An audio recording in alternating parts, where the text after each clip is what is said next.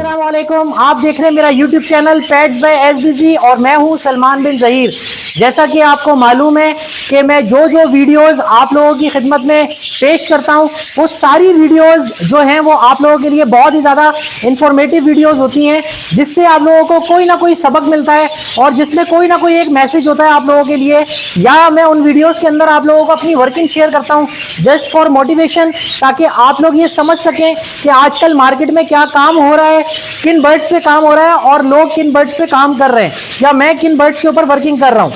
तो इसी से रिलेटेड मैंने मुनासिब समझा, थंबनेल में आप लोग देख चुके होंगे जो मेरा थंबनेल का टाइटल था कि शौक, शौकीन और कारोबार, ये तीनों चीजें जो हैं वो एक दूसरे से इंटरलेट करती हैं, या ये तीनों चीजें अगर देखा जाए तो एक दूसरे से ताल्लुक रखती हैं, लेकिन वैसे अगर इनको देखें तो ये तीनों चीजें अलग अलग हैं।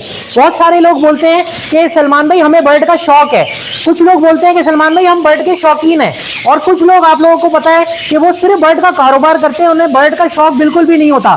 तो अब मैं आपको समझाता हूं, अगर आप मेरी ये पूरी वीडियो देखेंगे तो आप समझ जाएंगे कि मैं क्या कहना चाह रहा हूं और मेरा मकसद क्या है, या मार्केट में आप लोगों को किस तरह के लोग मिलते हैं जिनसे आप लोगों का ताल्लुक होता है या आप लोगों का वास्ता पड़ता है।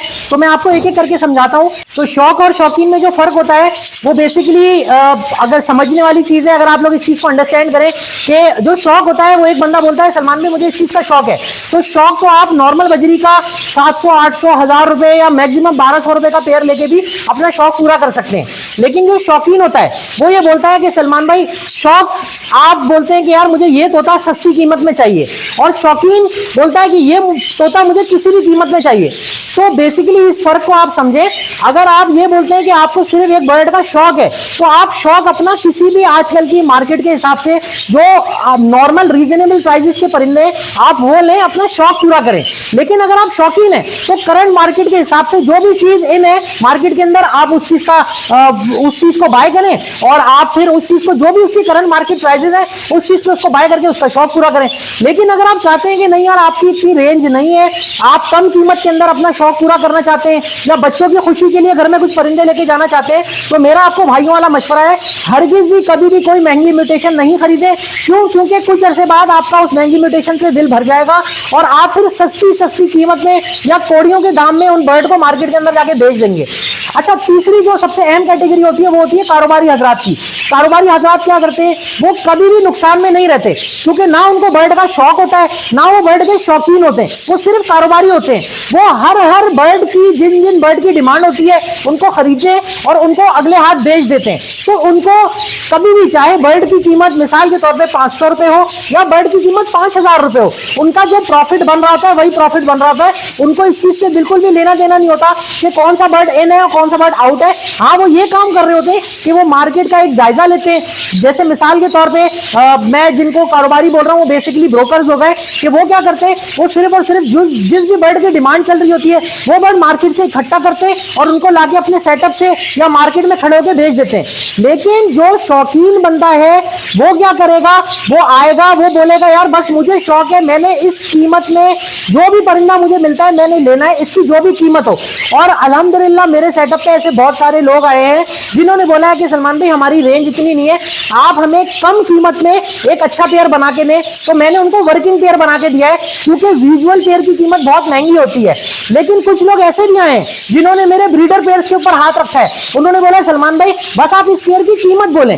हालांकि वो पेयर मेरे देने वाले नहीं होते, लेकिन फिर भी उनके बहुत ज्यादा इसरार करने पे, क्योंकि देखें जानदार चीज है, अगर कोई बंदा किसी चीज को मांग रहा है और बहुत ज्यादा फोर्सफुली मांग रहा है तो ये बेहतर होता है कि आप वो पेयर फिर उसको दे दें और उससे जो भी उसकी जायज कीमत है वो वसूल कर ले आजकल की करंट मार्केट के हिसाब से।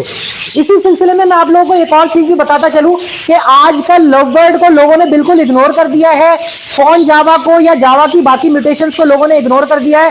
मैं अपना प्रीवियस एक्सपीरियंस आप लोगों को बता रहा हूं कि हमेशा मैं ये देखता हूं, मुझे इस हॉबी के अंदर 15, 16, 17 साल हो चुके हैं। मैं 2009, 2008 से तकरीबन ये काम कर रहा हूं, अगर मैं गलत नहीं हूं। तो मैं ये देख चुका हूं, ये मार्केट का अप्स एंड डाउन आता रहता है, मार्केट के अंदर फ्लक्चुएशन आती रहती है।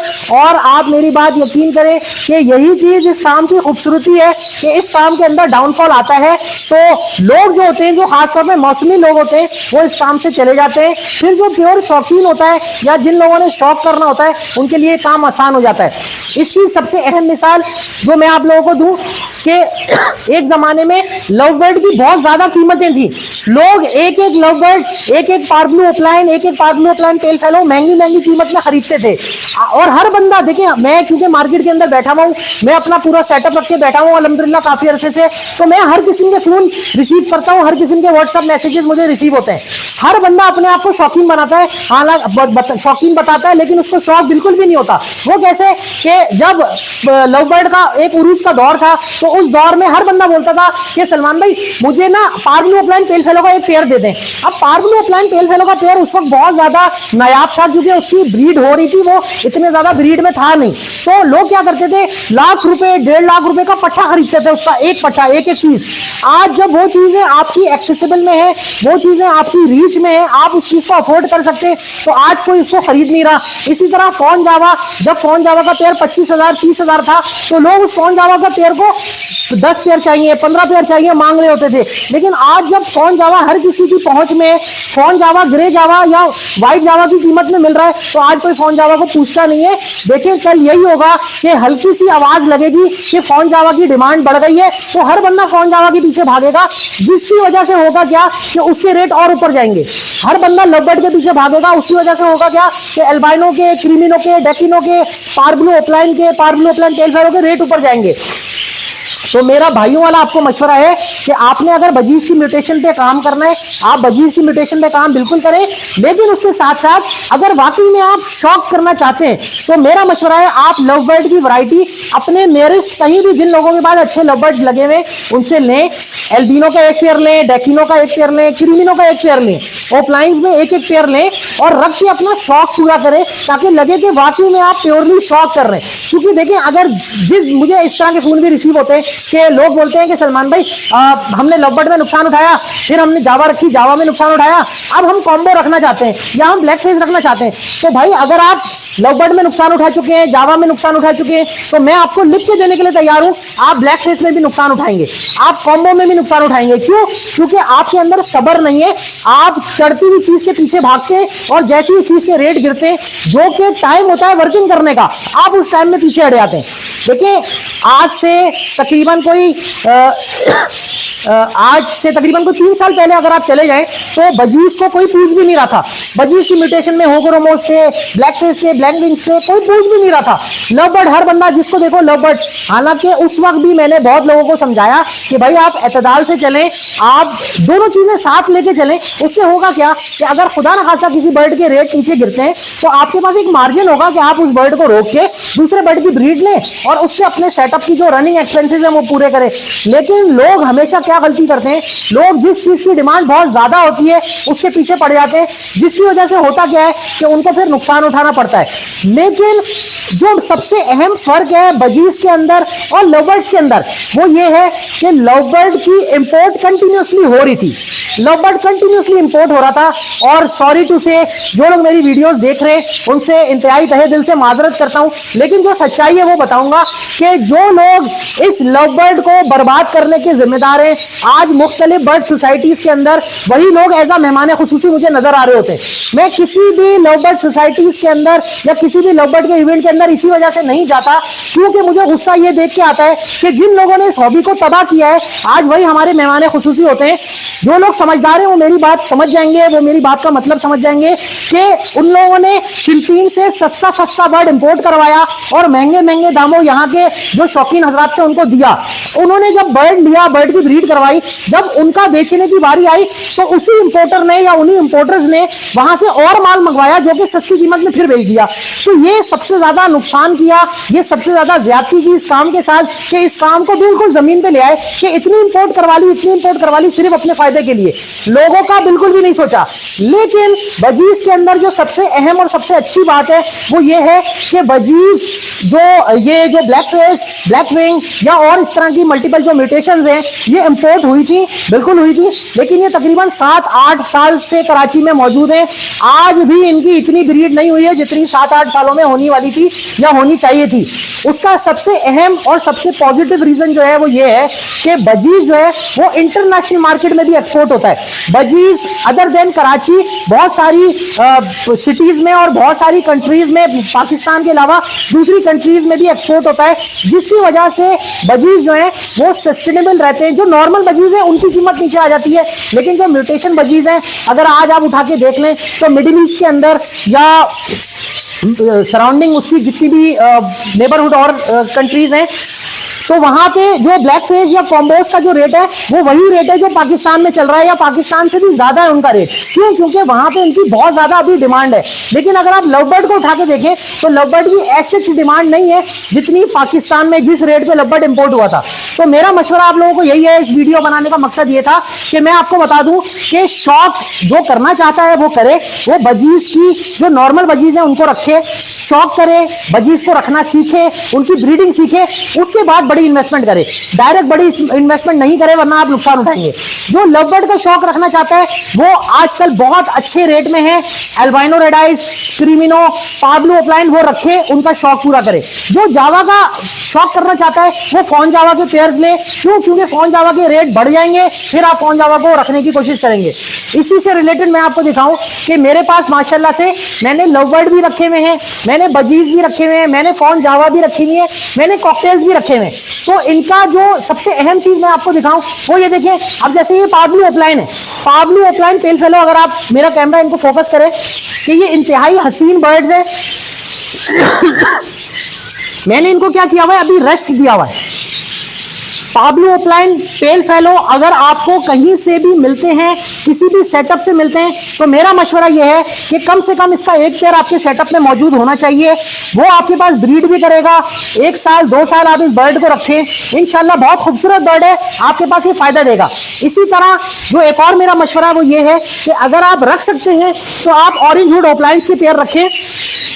ऑरेंज हुड ओपलाइन का पेयर इंतहाई खूबसूरत पेयर होता है, और ये क्या करेंगे आप, अगर आप इनको रखेंगे तो ये एक तो ब्रीड बहुत अच्छी करते हैं, और उसके साथ साथ ये है कि ये आपकी सेटअप की खूबसूरती है। अगर आपको ये बर्ड पसंद है तो आप ये बर्ड भी रख सकते हैं। इसके साथ साथ मैं आपको ये सजेस्ट करूंगा कि आप अगर लवबर्ड में और म्यूटेशन रखना चाहते हैं तो आप पार्ब्लो ओपलाइन रखें, आप एल्बाइनोज रखें, और आप नॉर्मल जो पेल फेलोज होते हैं वो रखें, ताकि आपके सेटअप के अंदर मल्टीपल बर्ड मौजूद रहे। कॉकटेल्स आपको पता है कि कॉकटेल लोग बहुत ज्यादा पसंद करते हैं, लेकिन आजकल कॉकटेल के रेट भी बहुत ज्यादा हो गए हैं। तो मैं आपको मशवरा यही दूंगा कि अगर रखना है तो 1 से 2 जोड़ा, यानी 1 जोड़ा आप क्रीम कॉकटेल का ले लें, 1 जोड़ा आप इनो कॉकटेल का ले लें। उससे ज्यादा रश लगाने की जरूरत नहीं है। क्यों? क्योंकि कॉकटेल का जो रेट अभी ऊपर जा रहा है, जब डिमांड पूरी हो जाएगी तो ये रेट नीचे गिर जाएगा, तो फिर आप लोग फिर वही बोलेंगे कि यार कॉकटेल के रेट नीचे गिर गए। लेकिन अभी जो रखने वाले बर्ड है उनमें लवबर्ड की कैटेगरी मैंने आपको बता दी, जावा में मैंने आपको बता दिया, बजीज में मैंने आपको बता दिया कि ये सारी चीजें रखें, अपना शौक पूरा करें। और अगर आप वाकई में प्योर शौकीन है तो फिर आपको इस चीज से कोई भी फर्क नहीं पड़ता कि बर्ड के रेट क्या है। क्यों? क्योंकि मुझे इस तरह की कॉल रिसीव होती है। एक बंदा, मिसाल के तौर पे, मैं किसी का नाम नहीं लूंगा, लेकिन मुझे ऐसे लोगों का भी फोन आया कि उन्होंने बोला सलमान भाई मैं बाइकिया चलाता हूं और मैं ब्लैक फेस का एक पेयर लेना चाहता हूं। तो देखिए, ब्लैक फेस का एक पेयर आजकल की मार्केट के हिसाब से कीमत में ज्यादा है। इसी तरह एक बंदे ने बोला सलमान भाई मैं कॉम्बो का पेयर लेना चाहता हूं, और मैं क्या करता हूं, मैं बच्चों को ट्यूशन पढ़ाता हूं और उससे मैंने पैसे जमा किए। तो मैंने उन साहब से भी माजरत की, मैंने बोला देखिए मैं आपको भाइयों वाला मशवरा दे रहा हूं कि आप अपनी सेविंग को कभी भी इतनी बड़ी इन्वेस्टमेंट में कन्वर्ट नहीं करें। क्योंकि होगा क्या कि आप सिर्फ एक लोगों के कहने पे या किसी लालच में आके ये बर्ड रख रहे हैं, लेकिन कल को जब इन बर्ड के रेट गिर जाएंगे या इन बर्ड की डिमांड कम हो जाएगी तो फिर आप मायूस हो जाएंगे, और फिर यही मायूसी आप दूसरे लोगों से बोलेंगे कि यार बर्ड के काम में कुछ नहीं रखा और बर्ड का काम फजूल है, या फला बंदे के कहने पे मैंने ये रखा और मुझे नुकसान हो गया, जैसा कि आज लोग मल्टीपल लोगों के कहने पे करते हैं। मेरा जो वीडियो बनाने का मकसद होता है वो ये होता है कि मैं आप लोगों को मोटिवेशन दूं, मैं आप लोगों को अवेयरनेस दूं, और मैं आप लोगों को ये बताऊं कि आपने किसी के कहने पे, किसी की फिजिबिलिटी में नहीं आना, किसी के लालच में नहीं आना। ये जितने भी यूट्यूबर्स थे बड़े बड़े, आज वो सारे गायब हैं। जितने भी यूट्यूब के ऊपर वीडियोस बनाते थे, जो अपनी गाड़ियां दिखाते थे, जो अपने बंगले दिखाते थे, जो ये बोलते थे कि मैं लंदन से आया हूं, मैं जर्मनी से आया हूं, मैं किसी बैंक का मैनेजर था, मैंने जॉब छोड़ दी और मैंने बर्ड का काम कर लिया, वो सिर्फ और सिर्फ एक धोखा था। एक फ्रॉड था, जिस फ्रॉड को दिखा के उन्होंने पैसा लूटा और वो फिर इस काम से हट गए। अब वो और कोई काम कर रहे होंगे, वल्लाहु आलम। लेकिन मैं ये बोलता हूं कि ये इसको अगर आपने रखना है तो किसी भी लालच में नहीं रखें, अपना बेसिक काम करें जो आपका बेसिक काम है। अगर आप जॉब करते हैं, अगर आप दुकान है, कोई कारोबार करते हैं तो वो काम करें, लेकिन इस काम को साइड के तौर पे लेके चलें, साइड इनकम के तौर पे लेके चलें। तो उम्मीद है आपको मेरी वीडियो बनाने का मकसद समझ में आ गया होगा। जो मैंने समझाने की कोशिश की है वो बात आपको समझ में आ गई होगी कि किसी के कहने पे आपने नहीं चलना, जो भी करना है वो अपने दिल की सुननी। नसीहत है, वो नसीहत क्या है कि आप सबके लिए और मेरे लिए भी कि खुश रहा करें। हमने कौन सा यहाँ सदियां बितानी है, ये दुनिया जो है ये एक आरजी ठिकाना है और हम सब ने एक ना एक दिन यहाँ से चले जाना है। तो जाने से पहले जो इस वीडियो की अच्छी बात है वो बेसिकली एक वाकया है।